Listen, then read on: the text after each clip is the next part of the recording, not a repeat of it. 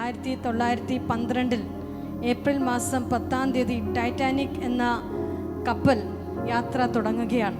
ഒരിക്കലും മുങ്ങത്തില്ല, ഒരിക്കലും നശിക്കത്തില്ല എന്ന് പേര് പറഞ്ഞിരുന്ന ടൈറ്റാനിക് കപ്പൽ യാത്ര പോകുമ്പോൾ അതിലേക്ക് ഒരു കർഷകൻ വളരെ കഷ്ടപ്പെട്ട്, ക്ലർക്ക് എന്നാണ് പേര്, വളരെ കഷ്ടപ്പെട്ട്, തനിക്ക് 5 മക്കളുണ്ട്, ഒത്തിരി അധ്വാനിച്ചിട്ട് കിട്ടുന്നതിൻ്റെ എല്ലാം പൈസ മാറ്റി വെച്ച് 5 ടിക്കറ്റ് ബുക്ക് ചെയ്തു. It is known refundable. ഒരിക്കലും പൈസ തിരിച്ചു കിട്ടത്തില്ല.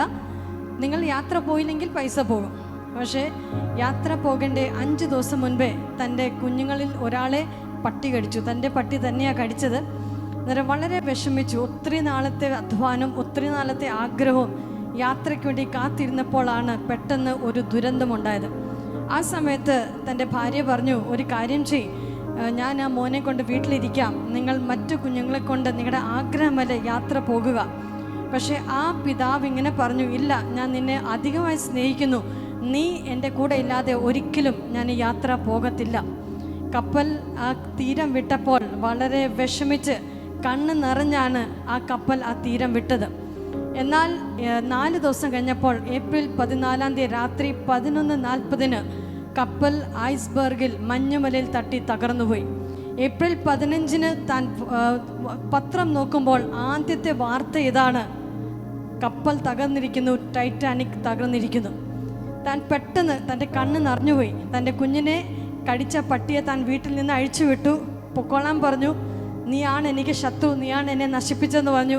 പക്ഷെ ആദ്യം താൻ ചെയ്തത് ഓടിപ്പോയി തന്നെ രക്ഷിച്ച ആ നായയാണ് തേടിപ്പോയത്. താൻ എന്നിട്ട് കണ്ണുനീരോട് ഇങ്ങനെ പറഞ്ഞു, ചില ദുരന്തങ്ങളൊക്കെ നമുക്ക് ദുരന്തമായിട്ട് തോന്നിയാലും അത് ദൈവത്താൽ അയക്കപ്പെടുന്നതാണ്. അത് ദുരന്തമല്ല, വരാൻ പോകുന്ന വലിയ ദുരന്തത്തിൽ നിന്ന് നിന്നെ രക്ഷിക്കുന്നതാണ്.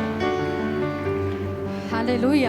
ജീവിതത്തിൽ ചിലതൊക്കെ നടക്കാതെ പോയി, ജീവിതത്തിൽ ചിലതൊക്കെ നഷ്ടമായി പോയി എന്നൊക്കെ നീ ചിന്തിക്കുന്നുണ്ടോ ദൈവപൈതലേ? അതൊരു നഷ്ടമല്ല, എന്തോ വലിയ നഷ്ടത്തിൽ നിന്ന് കർത്താവ് നിന്നെ വിടുവിച്ചതാണ്.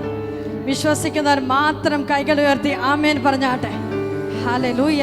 എല്ലാ നിരാശകളെയും തള്ളിക്കളഞ്ഞുകൊണ്ട് സന്തോഷത്തോടെ പറ, എൻ്റെ ജീവിതത്തിൽ സംഭവിക്കുന്ന സകലതും ദൈവം നന്മയാക്കി മാറ്റിയിരിക്കും. തിന്മയായി തോന്നിയാൽ പോലും അതെനിക്ക് നന്മയായി ഭവിച്ചിരിക്കും.